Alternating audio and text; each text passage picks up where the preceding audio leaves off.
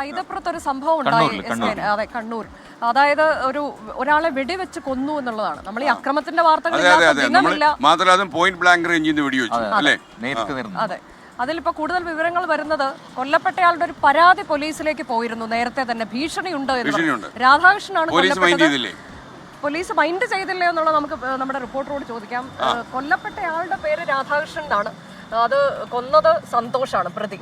സന്തോഷിന്റെ ഭീഷണിയൊക്കെ ഇന്നലെ തന്നെ വന്നിരുന്നു. അപ്പൊ എന്താണ് അതിന്റെ വിശദാംശങ്ങൾ എന്നുള്ളത് അരുൺ പൂപ്പറമ്പ നൽകും. അരുണിലേക്ക് പറയൂ. Arun, good morning.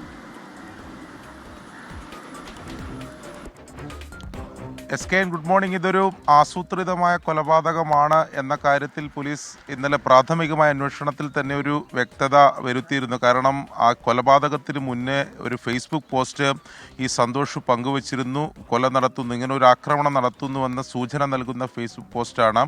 അതുകൊണ്ട് ആ രീതിയിൽ ആക്രമിക്കണമെന്ന ഉദ്ദേശത്തോടു കൂടി ഈ തോക്ക് കൈവശം വെച്ച് ഈ രാധാകൃഷ്ണൻ്റെ അടുത്തേക്ക് ഇയാൾ എത്തിയതാണെന്ന നിഗമനത്തിൽ തന്നെയാണ് പരിയാരം പോലീസ് ഉള്ളത്. ഞാനിപ്പോൾ ഉള്ളത് ഈ കൊലപാതകം ഇന്നലെ വൈകിട്ട് കൊലപാതകം നടന്ന ഈ രാധാകൃഷ്ണൻ്റെ വീടിന് തൊട്ട് സമീപമാണ്. നമുക്ക് ദൃശ്യങ്ങൾ കാണാം. ഇവിടെ വെച്ചാണ് ഇന്നലെ ഈ ക്രൂരമായി കൊലപാതകം നടന്നത്.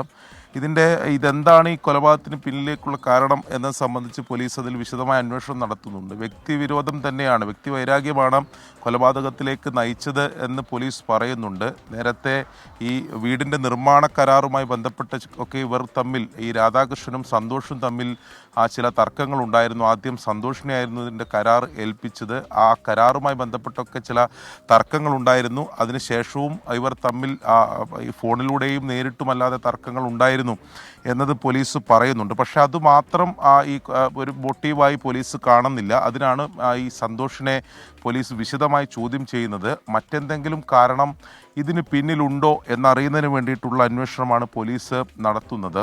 ഈ കൊലപ്പെടുത്താൻ ഉപയോഗിച്ച് തോക്ക് ഇതുവരെ പോലീസിനെ കണ്ടെത്താൻ സാധിച്ചിട്ടില്ല. അത് ഇവിടെ സമീപ പ്രദേശങ്ങളിൽ എവിടെയെങ്കിലും ഒളിപ്പിച്ചിട്ടുണ്ടാകാം, അല്ലെങ്കിൽ ഉപേക്ഷിച്ചിട്ടുണ്ടാകാം എന്ന ഒരു നിഗമനമാണ് പോലീസിനെ സംബന്ധിച്ചിടത്തോളം ഉള്ളത്.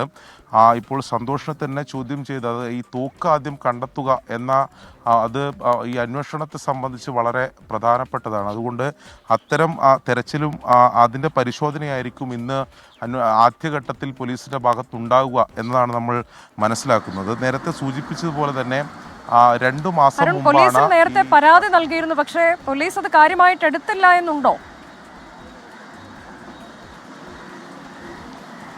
അനുജ, അത് അങ്ങനെയല്ല. 2 മാസം മുമ്പ് ഒരു പരാതി പരിയാരം പോലീസ് സ്റ്റേഷനിൽ രാധാകൃഷ്ണൻ നൽകിയിരുന്നു സന്തോഷിനെതിരെ. ഇത്തരത്തിൽ സന്തോഷ് ഫോണിൽ വിളിച്ച് ഇങ്ങനെ ഭീഷണിയൊക്കെ മുഴക്കിയിരുന്നു ഉൾപ്പെടെയുള്ള കാര്യങ്ങൾ ചൂണ്ടിക്കാണിച്ചാണ് ആ പരാതി നൽകിയത്. പിന്നീട് അത് പറഞ്ഞു തീർത്തു, അത്തരം പ്രശ്നങ്ങളില്ല എന്ന് ഈ രാധാകൃഷ്ണൻ തന്നെ പോലീസിനെ അറിയിച്ചിരുന്നു. അതോടെയാണ് ആ പരാതിയിൽ കൂടുതൽ അന്വേഷണം നടത്താതിരുന്നത് എന്നതാണ് പോലീസ് പറയുന്നത്. അതിനുശേഷവും പിന്നീട് ഭീഷണി തുടർന്നു എന്നതാണ് നമ്മൾ മനസ്സിലാക്കുന്നത്. ഈ ഫോണിൽ വിളിച്ചൊക്കെ ഈ സന്തോഷിൻ്റെ ഭാഗത്തുനിന്ന് ഭീഷണി ഉണ്ടായിരുന്നു. പക്ഷേ ഇന്നലെ ഇന്നലെ വൈകിട്ട് ഇവർ തമ്മിൽ കണ്ടുമുട്ടുന്നു. ചെറിയ തർക്കത്തിലൊക്കെ അവർ ഏർപ്പെടുന്നു. ഈ വീട്ടിൽ വെച്ച് തന്നെ ചില തർക്കത്തിൽ ഏർപ്പെടുന്നു. പെട്ടെന്ന് ഉണ്ടായ എന്തെങ്കിലും ഒരു പ്രകോപനമല്ല ഈ കൊലപാതകത്തിലേക്ക് നയിച്ചത്. അത് നമ്മൾ ഇന്നലെ ഫേസ്ബുക്ക് പോസ്റ്റ് കണ്ടതാണ്. കൊലപാതകത്തിന് മുമ്പും കൊലപാതകത്തിന് ശേഷവും ഫേസ്ബുക്ക് പോസ്റ്റ് ഇട്ടുണ്ട്. അപ്പം അങ്ങനെ ഒരു മാനസികാവസ്ഥയിൽ അല്ലെങ്കിൽ ഒരു ആസൂത്രിതമായിട്ടുള്ള ഒരു ആക്രമിക്കണം എന്ന ഉദ്ദേശത്തോടു കൂടി തന്നെയാണ് ഈ സന്തോഷ് ഇങ്ങോട്ട് എത്തിയത്. അതിനുശേഷമാണ് ഈ കൃത്യം നടപ്പിലാക്കിയത് എന്ന കാര്യം വ്യക്തമാണ്.